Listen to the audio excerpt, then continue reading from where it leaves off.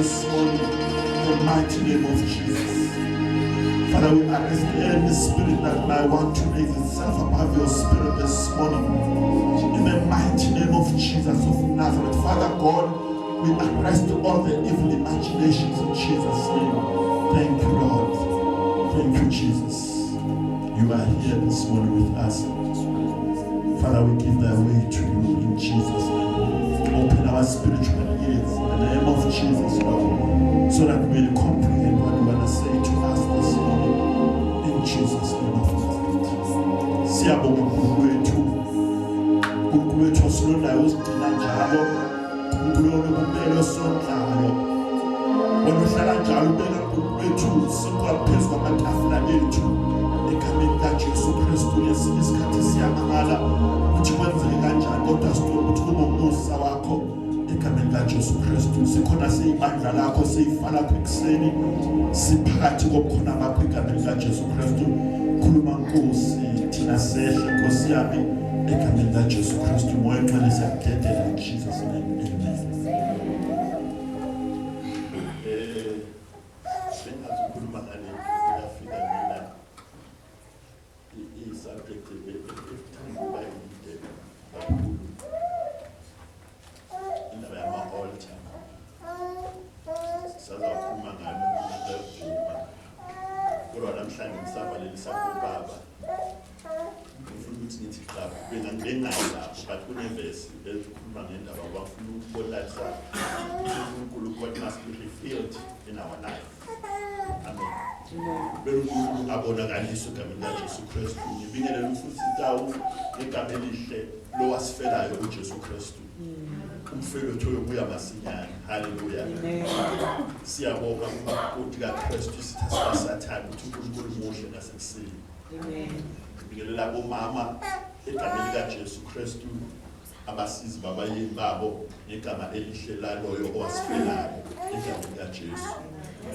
Ngibingelisa lesikulu in Jesus name. Ngibingelela abantu abasha ngegama likaJesu Kristu.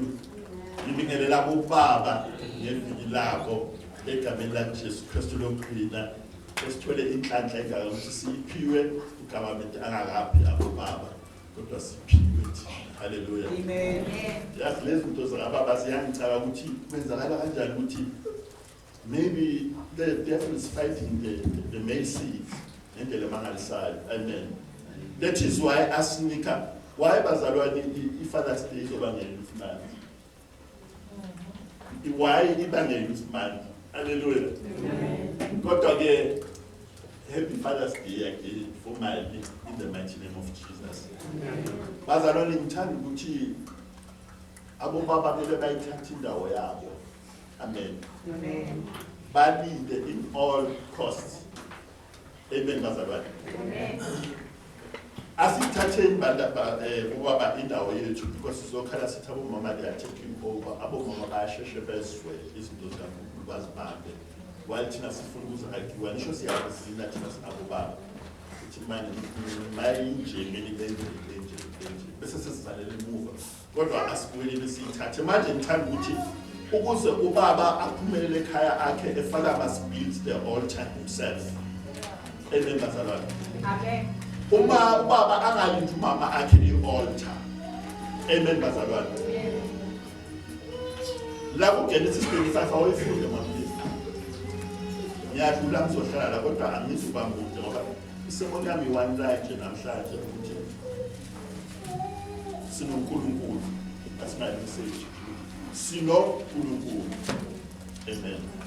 Batasibule lapho masimyami 85 ngoba naye kukhuluma ngokuphilo kaNkulunkulu. From verse 1. Verse 1. uNkulunkulu wathi kuJakobe, suka ukhuphuke eBhetheli, uhlale khona, umenzele lapho uNkulunkulu i-altare. Hallelujah. uNkulunkulu utshela uJakobe ongubaba. Hallelujah. Lo ngumyeni wonkosikazi ukuthi suka lapho. Amen. Amen. Asisukeni kuma wrong altars because we bringing curses and everything into our families. Hallelujah. Amen. Kodwa ama-altar sewakhona maningi. Amen. Khona ama-altar aconfusayo alethwe abantu. Amen. Uthi suka lapho Jakobe. Asiqhubeke manje. Yena owabonakala kuwe mhla ubalekela uEsau umfowenu. Yebo. 2. Wayesethu uJakobe kwabendlu yakhe nakubo bonke ababenaye. Hallelujah. Amen. Wabendlu yakhe. Amen. Amen. uJakobe ubaba oqotho uthola i-message from God. Makathole i-message kuNkulunkulu use uyazi ukuthi kunekhaya I am a father, I am a leader. Now he tells his family utshela bonke besemzini wakhe. Hallelujah. His household. Amen. Lahlani izithixo zabezizwe eziphakathi kwenu. Lahlani bazalwane asiyosethana kuma-wardrobes ethu sibheke ukuthi asabi labo Beelzebuli emakhaya ethu singabubaba. It's our duty to build the right altar and to demolish the wrong altar. Yeah. Kumsebenzi wabo baba ukuyokwakha i-altar wenzela umndeni wakho. Hallelujah. Sinje kuqayekile because ubaba akadakhi i-altar lakhe akabhidlize i-altar engafunwa usimakade elokuzanele empilweni yakhe. Sizokhula asifaste bazalwane, we will pray 40 days and 40 nights. Amen. But when there is an altar in your house, iyabopha. The strange altar emzini wakho iyabopha ungubaba. Amen. Utshela bonke nabomzi bakhe. Hallelujah. Amen. Nizihlambulule nina. Bese siyahlambulula. Kuba uhamba noNkulunkulu, a God-fearing man, uyabona ukuthi seku-wrong la, sengilahlile, God has said to me. Bese uhlale njani? Uyazihlambulula. Ukuze azokwazi ukulida umzi wakhe kahle. Amen. Niziphendulele izingubo zenu. Niziphendulele izingubo zenu. Sisuke sikhuphukele eBhetheli. Sisuke sikhuphukele kuBhetheli. Amen. Ngiyakumenzela khona uNkulunkulu i-altar. Amen. Yena owangiphendula ngosuku lokuhlupheka kwami. Yes. Waba nami endleleni engangihamba. Yes. 4. Banika kuJakobe izithixo zonke zabezizwe ezazisezandleni zabo. Hallelujah. Asikwazi ukuhamba nabo foreign gods bazalwane. Wathi yenzani? Throw away abonkulunkulu angasibo balendlule. Hallelujah. Bazilahla bazenjani thi bazihla ngesilungu they purified themselves. Amen. Bazihlanza. Namacici isezindlebeni zabo. Wabakhipha namacici asezindlebeni zabo ukuthi angifuni ukuyilandela indaba yama-earrings ngaleso sikhathi. Kodwa yayine ukuhambisana lento ezingekho right. Angingani-confuse bazalwane. Kodwa wathi yenze njani? Nkosikazi, lethani izithixo zangayo. Usho ubaba. Ngifuna ukwakha i-altar elikhulu lenkosi. Kodwa angikwazi ngokulakha ngoba sihamba nezinto ezingazizala siyakhona. Amen. uJakobe wakuthukuza phansi kwe-oki. Yes. Elalingaseshekeni. Yes. 5. Base bemuka. Amuka. Ukumesaba uNkulunkulu kwakuphezu kwemizi eyayikhona nxazonke. Ukumesaba uNkulunkulu kwakuphezu konke imizi. Amen. Abawaxoshanga amadodana kaJakobe. Yeah. 6. Asafundisa siyabona isilungu isiZulu siyaroba ngoba i-English. Okay, asithubeke izafika la mfuna legama lokuthi God was revealed after God. 6. uJakobe wafika eluze elangisezweni laseKhanani elaliyiBhetheli. Yena kanye nabantu bonke ababenayo. Yebo. 7. Wakha khona i-altare. Wayibiza indawo ngokuthi yi-Eli-Betheli. Wayibiza indawo ngokuthi yi-El-Bethel. Amen. Yes. Ngoba uNkulunkulu wabonakala kuye khona mhla ebaleka ebusweni bomfowabo. hallelujah. uNkulunkulu khona la kumele azivile khona. Kodwa uNkulunkulu uzozibonakalisa mhla wakha ubaba i-altar eli-right. Wabiza ama-altar a-wrong. Walahla izithixo ezingasiza la ekholweni ekhaya lakho. Bese uNkulunkulu uyaziveza khona bese uba nendawo ekuthiwa u-El-Bethel. uNkulunkulu wazibonakalisa khona. Sinayo yini i-El-Bethel? Qala izithixo mazakhiwa bazalwane. Ngaphandle lethu kunama-altar wey'nyonga nani. The altars in the beginning they were built by God-fearing men. Wakhiwa amadoda nje wakhiwa ama-altar wakho amadoda ayewasaba uNkulunkulu. Wayewakhela ini? For God, not for them. We build the altars not for us, but for God. Thina siyasithiwakhe senze vice versa. siwakhe abe ngawethu kube khona la yokhonza khona inyoka yakho nesibhobho sakho nami. So uyatshintsha kuba yini? Kuba yi-altar. An altar was supposed to be a pure and clean place. That is why they sacrificed themselves. Hallelujah, bazalwane. Angikho lapho bengafuthuma ngabobaba namhlanje kodwa ngizothi egameni laJesu ngoba basithathela indawo yenu ngelilanga sizolibreaka legama lelithi Father, but the first AF, it stands for faithfulness as a father. A husband and father must be faithful before God so that he can be faithful to his household.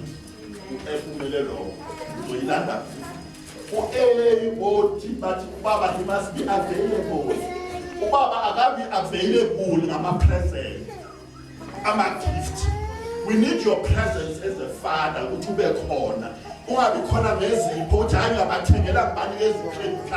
We need you as a father teaching your household. Be available.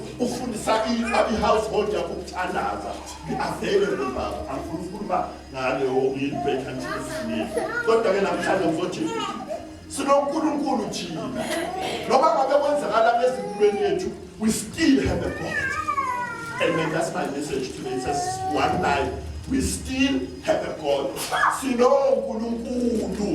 We still have our God. No Mr. Napetanganani, no man come and the ofuna Ayota, Chila, Sino Kulu.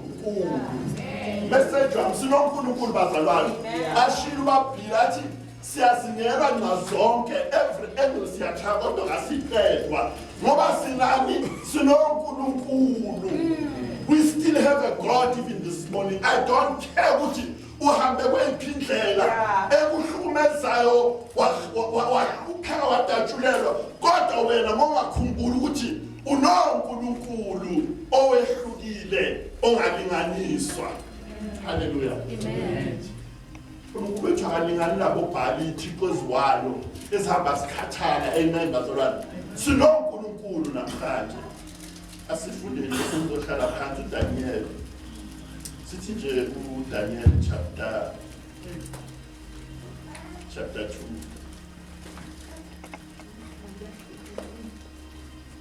Noma singayiqala lapha isitori saziwe bazalwane. But awufunde nje uwantu ukuthi abazalwane bakhumbule ukuthi sikhuluma ngani la.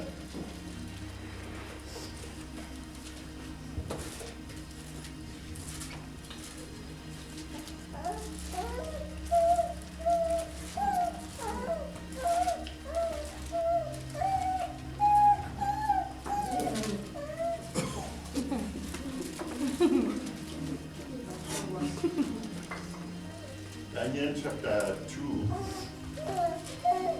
We'll just say it this verse 1. Ngomnyaka wesibili wokubusa ukaNebukadnezari. uNebukadnezari waphupha amaphupho. Umoya wakhe wakhathazeka nobuthongo bakhe bambalekela. Yeah. Nisayikhumbula la sifuna ukukhuluma ngale ukhumbula kaNebukadnezar. Alikhupha lamhlupha laze lamenzela ubuthongo obungekho mnandi amshona amaphilisi okulala bewasamhlula ngaso sikhathi. Amen bazalwane. Amen. SinoNkulunkulu namhlanje. Yayisiyaleza inkosi ukuba kubizwe izanusi. Yes, izanusi. Nabathwebulayo. Nabalumbi. Namakaledi. Yes. Ukuba bachazele inkosi amaphupho ayo. Hallelujah. Inkosi iyaphupha ingene enkingeni. Ibuza bonke abanalo ukhono lokwazi ngama-category abo. Kushithi kwabizwa umamsebenzi. Kwabizwa isangoma ugobela. Kwabiza osebenza manje. Ngathi okay cishe ngathi kwazizwa lo final abanye basisele bench bayifakile bayifihle mshibethe bayifihle kodwa kwabiza wonke umuntu obengakakhona ukuba nolwazi ngalelo langa babizwa bonke. Amen. Asithuleke. Inkosi yayisithi kubo, ngiphuphe iphupho, umoya wami ukhathazekile ukhathazekile ukulazi iphupho. Yeah. 4. Ayisekhuluma amakhaledi enkosini ngesi-Aramu athi, mana njalo Nkosi, yisho ezincekwini zakho iphupho, thina sibonise incazo. Hallelujah. Bebacabanga ukuthi kuzoyenzeka as-usual. Ukuthi umuntu mayephuphile, ngikhona ukufika ngithi thapelo ngiphuphele. Indoda ethi singijimisa ngembazo or ini or ngiphuphe igazi ligcwele eminyango yami bese uyangichaza yena. Hallelujah. Kodwa la sibona isimanga asijampeni asiyeni ku kuthela. Amakhaledi aphendula phambi kwenkosi athi, akukho muntu emhlabeni ongabonisa indaba yenkosi ngokuba abakho nkosi nanduna nambusi owakhe wabuza indaba enjalo nakwesisodwa isanusi. Hallelujah. Amadoda acekile bathi inkosi, your demand is too big. It's very unreasonable. It has never happened. Ukuthi umuntu aqele ukuthi makatshelwe ini iphupho lakhe aphinde alichaze. It has never happened. Ukuthi ngikutshele ukuthi ulele thapelo iphupho lakho ukuthi uphupheni ngizolo. Ngiphinde ngingekho engqondweni yakho bengekho emzimbeni wakho. Kodwa uNkosi Nebukadneza uthi ngiqela ukuthi kube khona umuntu ozongitshela iphupho lami engiliphuphile nokuthi lisho ukuthini ngingalibonanga ngingalizwanga. But we still have a God. There is a God who is the God for the impossible. Hallelujah. It needs a man who stays with God, who always stays in the presence of God. God can reveal himself to a man who's closer to his heart. No matter what lento inzima kangakanani sinonkulunkulu angikhathali lento ekhona ukuthi bebase bafeyila the astrologers, everybody abanolwazi bahluleka bonke ukulichaza iphupho because very the demand was too big, it was unreasonable. Ngichazela kanjani ngazange ngilibone iphupho lakho uthi ngiphupheni izolo nokuthi lisho ukuthi the demand is too much bazwala. Akathi ngitshele at least ukuthi nawo amanzi ngiyawela masikwela bayawazi abantu babephethe uchana sebayazi ukuthi mawuphuphe unumber 7 into efile ngazonjalo bayodlala ngasikhona okunye wathi u7 namhlanje. Amen. Kodwa akekho nabadlala umshayini babizwa bonke ithi babili bonke ngolwazi labo kodwa akekho okwazi ukuchaza mina ngiyeza ukuthi uphupheni ngizolo nokuthi lisho ukuthini. Amen. 11. Futhi kuyinto elikhuni eyifunayo inkosi. It's difficult. Kodwa yazi kathi uNebukadneza uthe manihluleka nonke ngiyabulawa. If you fear God, khona abantu ongabasindisa bazalwane. Khona izimo ongazisindisa ngokuhlala noNkulunkulu. Yeah. Laba bantu besekhiphile inkosi ngendlela ichaswe ngakhona ithi bonke mabahluleka mababulawe. There are situations that you can save today as a child of God. There are people who are supposed to die, including yourself, because yathi manhlula nani nizongena khona la ngifaka nonke ngiyabulawa. Uma sinendlela yokubuza uNkulunkulu khona into esingazichange. Yeah. God can talk to us. Amen. Because we are spirit alive and spirit sensitive. Azifiki lento lezo uyisigodo emoyeni because mayenyenyeza umoya ngcwele udinga ukuthi umuzwe ukuthi sekhuluma yena umoya ngcwele. The demand was too big. It was unreasonable. But there is still a God. Yeah. Amen. Kakho omunye ongayibonisa phambi kwenkosi ngaphandle kwawo uNkulunkulu abangahlali nabasenyameni. Hallelujah. Amen. Yabona uthi le abaphila ngeke bakwazi ukuyibona. So kuyofuneka manje abonkulunkulu abahlala abangahlala enyameni But it might be the Spirit of God. This one, but he's not the Spirit of God. As accurate, some of us know. That's why we get into a trap of consulting. Because Uchele, Eguyo. No, Mamsabel, Magatu Uchela, Eguyo. Magatu Albakuzumbon, actually also born in the Bagutia, we are lawyer. But we are dependent on some It might be the Spirit, but not of God. That's why what we should what? Bind every spirit that might raise itself above his spirit.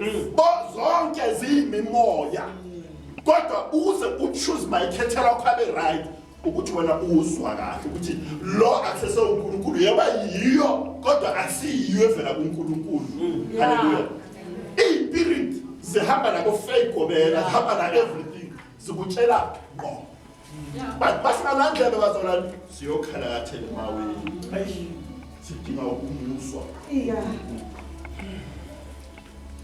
Despite of this demand, you still have to make a discernment. Amen. Amen. Ma'am, leave a center. I'm counting of 2 minutes. Okay.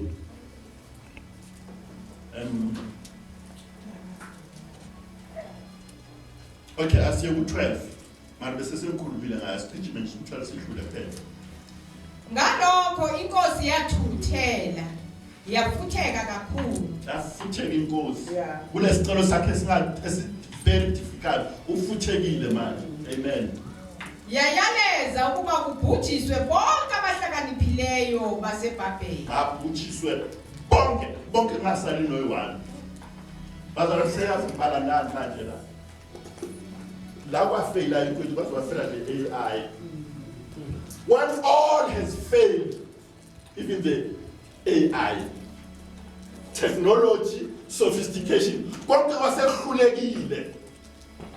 there is still a God, even if AI has failed. Amen.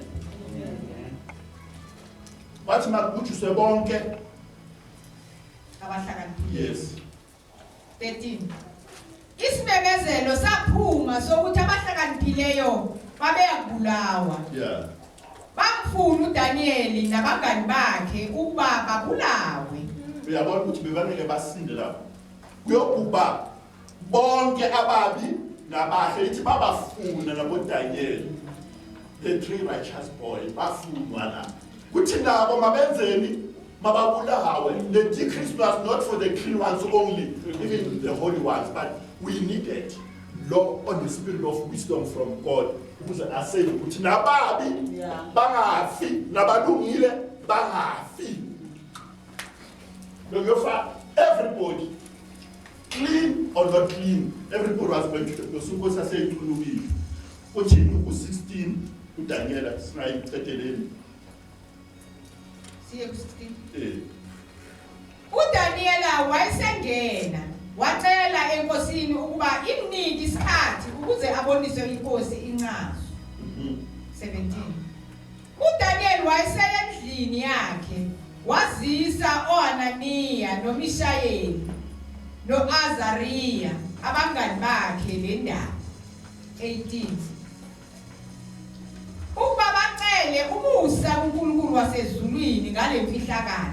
Ukuba baqele umusa kuphi uNkulunkulu basemazulwini ngale mfihlakalo eqale everybody. Sibuyela kwindaba yoku-enquire ukuze baqele ukuthi umuntu ozosusa yini le nto ephushwe lenkosi. It's only God who can tell us. Yeah. There is still a God. Yeah. Khona uNkulunkulu sinoNkulunkulu namhlanje. Amen. ukuze uDaniel nabangani bakhe bangabhubhi kanye nabanye abahlakaniphileyo baseBhabheli. Hallelujah. Ngoba bangabhubhi nabanye bahlakaniphile bona. Bayaziwa inkosi leswa bekadimani mabamtshele. Kodwa ukuze bangabhubhi nabo. Amen. 19. khona yabonakaliswa imfihlakalo kuDaniel ngombono ebusuku. uDaniel wambonga uNkulunkulu wasezulwini. Hallelujah. He inquired from the Lord revealed to him, wasuyambonga. Sinikeza uNkulunkulu lokhu kufanele. Akwenzakali ngoba wena bokuhlakaniphila, ukuhlakaniphe uNkulunkulu ophakathi kwakho. Hallelujah. Uthi mayirivila ubonga uNkulunkulu ophezulu ukuthi wase wangambulela. But uqale wathi ake sibuze uNkulunkulu. Do you ask our friends, our people that we pray with ukuthi lento le yini igama layo siyokuza qala uNkulunkulu asitshele ukuthi uyini? Ngoba there is a serious risk ukuthi singafa sibhubhe nabangakholwayo sikholwa. Amen. Siyethi asiyeku is it chapter 2 ne? Yeah. U26 sifikile kuyi angeke u26. Inkosi yaphendula yathi kuDanieli ogama lakhe lalingubheliteshazari, ungangisiza iphupho engiyibonileyo ngencazo yalo na? Hallelujah. Inkosi ukuthi bathi mabaqeda ukulona babaqeda ngisho babafunile base bayamthatha bathi ukhona umfana sinamletha olokuhlala kaJehova. Sangisho ngijabule ngaleli isikhathi. La sebamlethile la ukhuluma nenkosi kuthiwe ukhona yena ongachazela Nkosi this strange dream. Father, we need to have the Spirit of God. Must be asking a corner. Corner into try prophecy. Sporofito. Kukhona a dream akufanani konke. Kukhona a prophecy. There is a dream. There is a vision. There is imagination. Wait for. Kodwa sifuna indoda ehlakaniphile ukuzichaza ukuthi kuyini amongst the four. Hallelujah. Amen. Asithole uthini ke uNkosi 27. Uthi ungangisiza. Remember verse 1 lithi wenze njani? Wayesekhathazekile angasalali. Nebuchadnezzar wayengasalali. That's why athi manje kulo mfana ungangisiza na. Ngicela ungibhekele out wena onomoya kaNkulunkulu. Mfana onomoya kaNkulunkulu. 27. Then you can bail somebody out if you have the Spirit of God and listen to God. uDaniel waphendula phambi kwenkosi wathi, imfihlakalo eyibuzayo inkosi abahlakaniphileyo nabathwebulayo nezanusi nabahlola imihlolo bangebonise yona inkosi. Hallelujah. Ubaphindela lento labo bazikhulumelela abahlakaniphile uthi inkosi nami uDaniel uNomba kaNkulunkulu lento eyicelile angeke yenzakala. Uthi abahlo umuntu akutshele lakho nokuthi ukuthini. Amen. Asithubele 28. Kepha kukhona uNkulunkulu ezulwini owambula izimfihlakalo. Ake sotshela nabantu namhlanje base Bread of Life. Akusiyithi kukhona uNkulunkulu ezulwini. Abenza ama open air ake sihambe siyotshela abantu ukuthi ukhona uNkulunkulu ezulwini. To those who are troubled, let's call the people who are in trouble. Ukhona uNkulunkulu ezulwini, sino uNkulunkulu. Akathi yimi engizolichaza ngoba ngingcono. Uthi kodwa neBukadnezar ukhona uNkulunkulu ezulwini, sino uNkulunkulu namhlanje. Sunday. Akusukuhlanga wakho ungachaza ukuthi soyakwazi ukwenzani, uyaprofeta wenzani. Kodwa kumele kube khona isikhathi uye phansi ukuthi what is this akutshela uthi mase usuyaqonda ukhona uNkulunkulu not mina. Omunye bakazovela athi hayi mina ngase ngayishaya le ndaba yakho akathi ayiveli kimi. Uthi kodwa neBukadnezar ukhona uNkulunkulu, sino uNkulunkulu. No matter how your situation can be difficult, we still have a God who is in heaven. Noma bangakuzingela bakuthuke bazame benzeni khona ezinye ziyathusa ngathi zizokwenzakala, but we still know that we still have a God even this morning. Sino uNkulunkulu. angazi wena unani mhlawumbe unento yakho ithembile asizwe ma Iphupho lakho nemibono yekhanda lakho embedeni wakho na. naku sengamtshela ke iphupho lakho kuphi ku-edblo yakho uyamtshela ukuthi bengekho kuphi embedeni wakho bekalala kaphila uwena ku-edblo. Yeah. Hallelujah. Amen. Umnandi kama noNkulunkulu. Yeah. So utshela umuntu uyamtshela ukuthi thina besikala ngasonke. Orulele inyawo lokuthi embedeni wakho. In your own bed. I was not there. 29.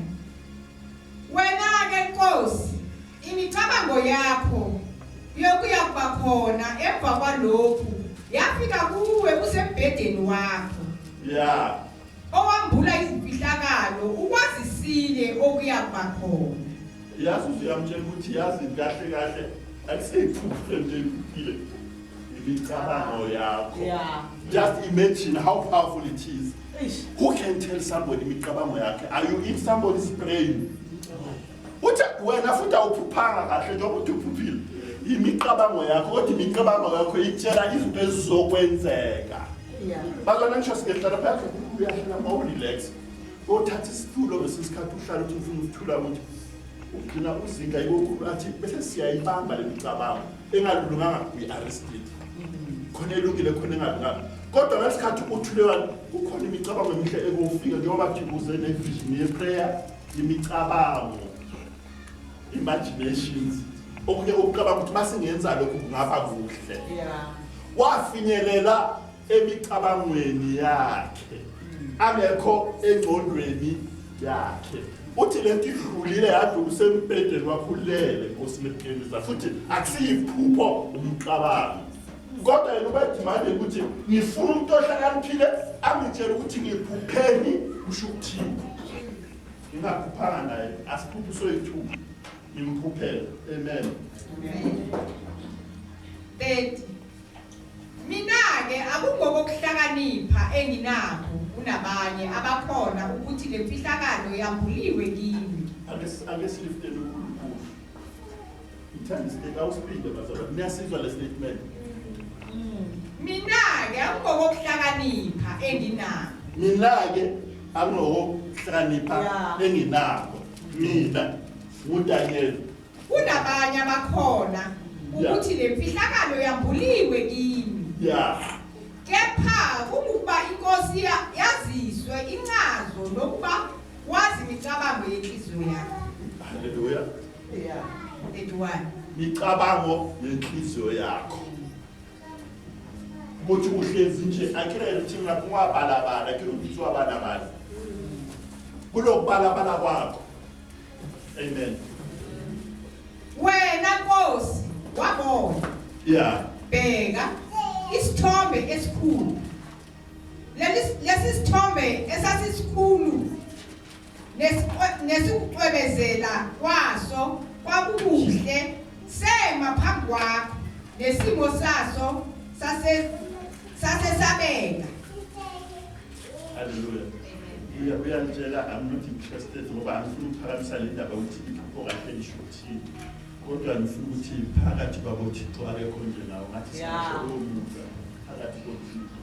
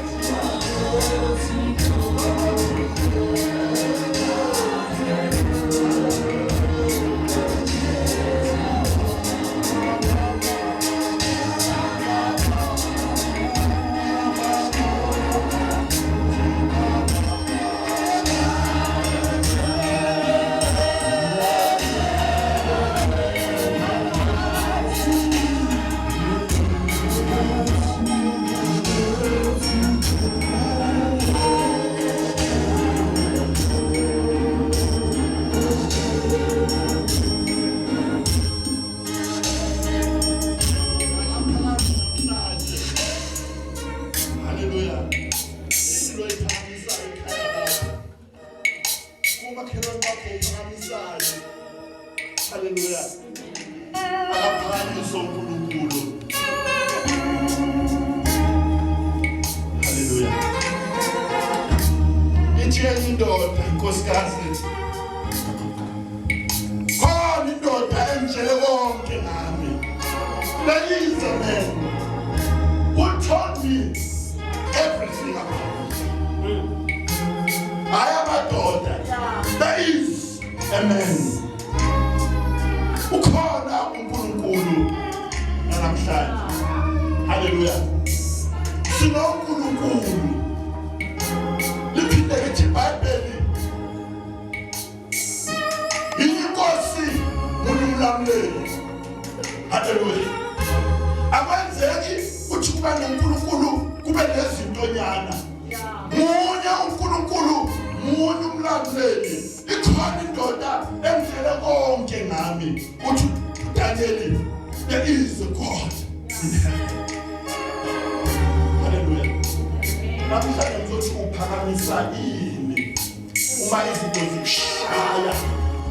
Ubude bendlela ukushaya uphakamisa ini. SinoNkulunkulu. SinoNkulunkulu. Sizohlala phansi.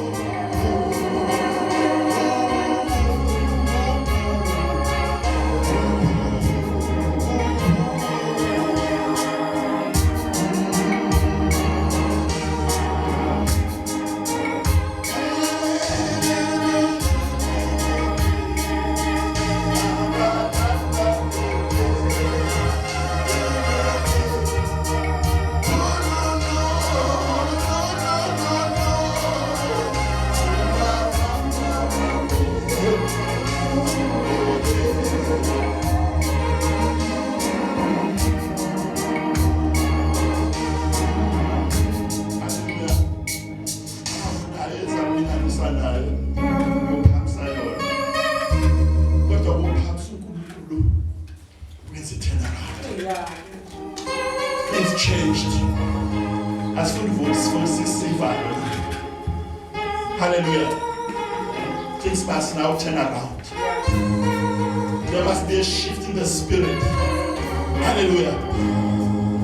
So let's go.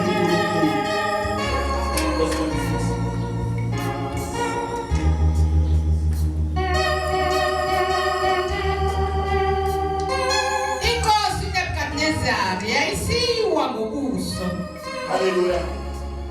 Iwe labani. Yakhuleka kuDaniel. Hallelujah. Uwengazenza izimo ukuthi sikhothame phambi kwakhe namhlanje kuseni. Hallelujah. Inkosi uNebukadnezar yakhothama kuDaniel.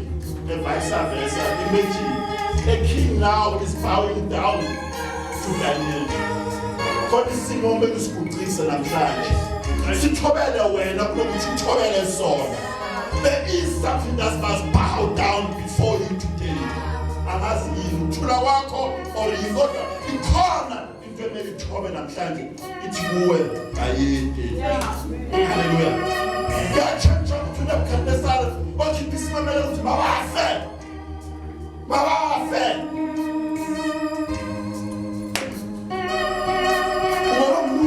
Namhlanje uNkulunkulu uthi mababuza uthi ngenda abantu vuya kuwe uNkulunkulu so that uNkulunkulu azothola. Hallelujah. Ake sikhawule uNkulunkulu namhlanje phezu kwezimo. Asikelele.